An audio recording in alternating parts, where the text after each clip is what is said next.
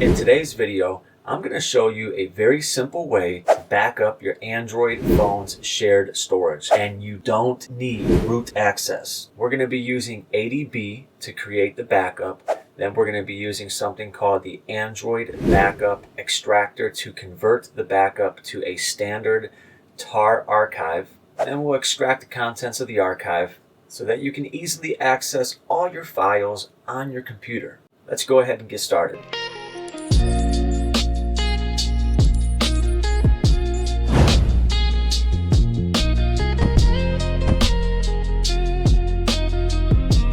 Alright, so we are inside of the terminal. We are on Kali Linux. I have my phone over here on the right. This is a real phone. I am mirroring the screen of the phone to the desktop using screen copy. If you're curious about what this is that's running on the screen right now, this is called C-Matrix, and I'm running this with colorization.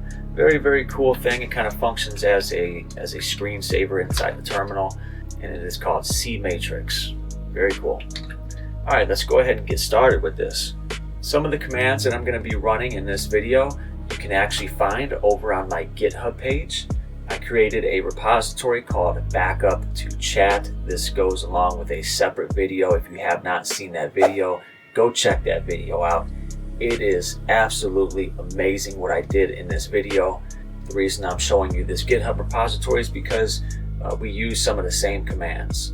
We need something called the Android Backup Extractor, and we're going to be running this command right here. So to get the Android Backup Extractor, we're going to head over to another GitHub repository. Links will be in the description. This is the GitHub page for Android Backup Extractor, also referred to as ADB. You do need to have Java installed on your system. Thankfully, because we're using Kali Linux, this has already been taken care of for us, so we don't need to do anything else. We just need to get ABE. So to do that, you're going to come up here to releases. We're going to click on latest. That will take you to this page. And underneath assets, you're looking for the .jar file. It starts with ABE and it ends with .jar. So go ahead and download that. I have already done that. I'm going to create a directory to store everything that we're working on in this video. So we're going to run make directory, and I'm going to name this backup. I'm inside of the backup directory, and I have already copied the abe.jar file over to my current directory. So you don't need to do anything with this .jar file. You just need to make sure that you have Java installed on your system. You can do that by running Java with -- version. And as you can see, the OpenJDK runtime environment is installed on Kali Linux by default. Make sure that you have ADB installed on your computer. Also, you need to make sure that you have developer options and USB debugging both enabled. I don't cover those things in this video. I have a previous video that I did that shows you how to do these things. Go check out that video if you need to. I'm going to run ADB devices to verify that my phone is connected. So we need to create the backup file. Since we only want shared storage, we're not going to include any apps. So the syntax of the command is going to be ADB Backup followed by -f. We're going to specify the name of the file. I'm going to call it backup.ab. We're going to do -shared followed by -no system and -no APK. -shared is used so that it includes shared storage only.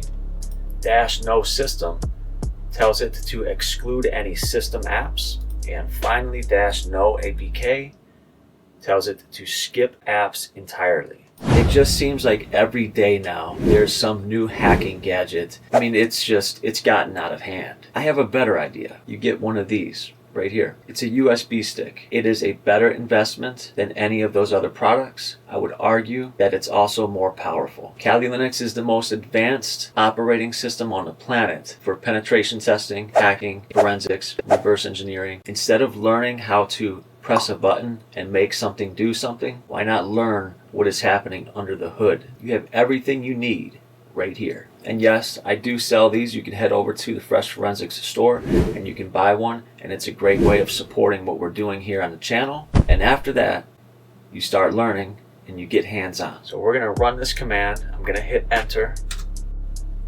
Over on the phone, it brings me to this screen where it is about to execute a full backup. But first, because we're using encryption to perform the backup, we need to create and enter a password. Once you have created a password, click Backup My Data, and it will begin the backup process.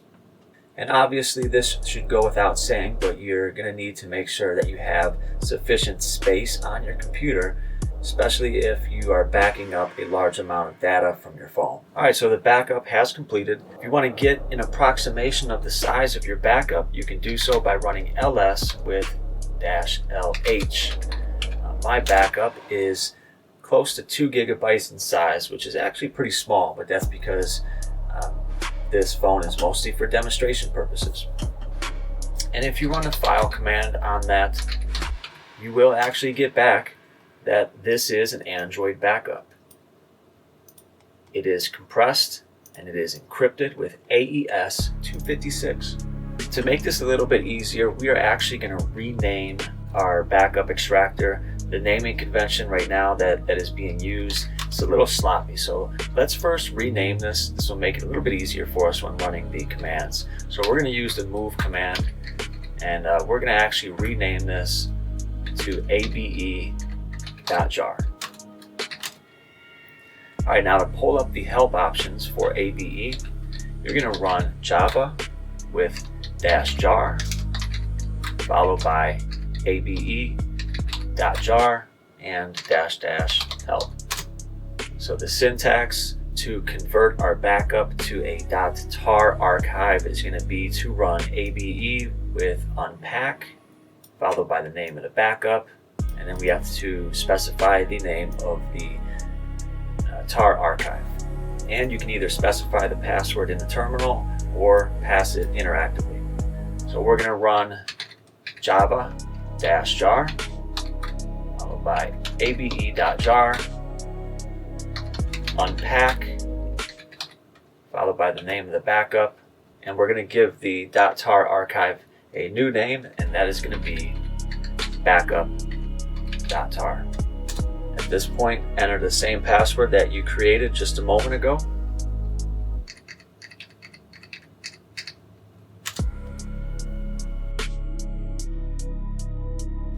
You'll know that the command is executing properly if you see the calculated checksum being printed to the screen, just like you saw on my screen. It just looks like it's doing something important. This is why I love doing things in the terminal. It's just so much more exciting. So we have our newly created tar archive. Clear the screen, run ls, and now if we run ls-lh on the .tar, we see that it's just a little bit bigger, and it's going to get even bigger because we are now about to extract the contents of the archive. And finally, to extract all of the contents of the tar archive onto your computer, we're going to run tar with -xvf followed by backup.tar and hit enter. Now if I run ls, we have a newly created directory. It's called shared. I'm going to cd inside of that directory, and if I do an ls, we have another directory called 0. Let's cd inside of that. That is for the user 0 on the phone. And if we do an ls, here is the file system structure that should look very familiar to you. If you were to format a USB device or an SD card on an Android phone, this is exactly what you would see. And this is our backup, ladies and gentlemen. So we can run the tree command. This will list out all the directories and files, and it'll give you a nice hierarchical structure of what is on your backup and the location to the things that you have in your backup. So the location to where everything is at is going to mirror the location that it was located at on your device. So if you had things in your download directory, they're going to still be located inside of the download directory. If you had pictures and videos, they're going to be located inside of DCIM followed by camera. And that's it.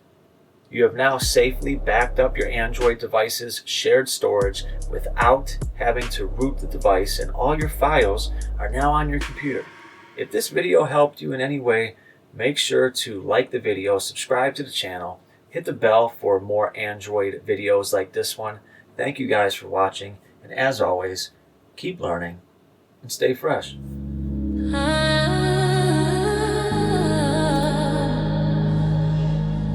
I fell in love with the command line glow. Black screen, white text, that's the life I know. No tabs, no noise, no browser above. Just me in a terminal, command line love. Cursor blinking like a heartbeat slow.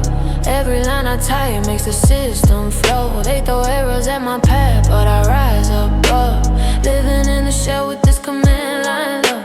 You're scrolling through the web, chasing trends online, but I found my truth in a dollar sign. That black little box with the blinking light. Turn a quiet, lonely room to a world of might. First time I typed that lesson, watched it appear. Felt like unlocking a whole new sphere. Every command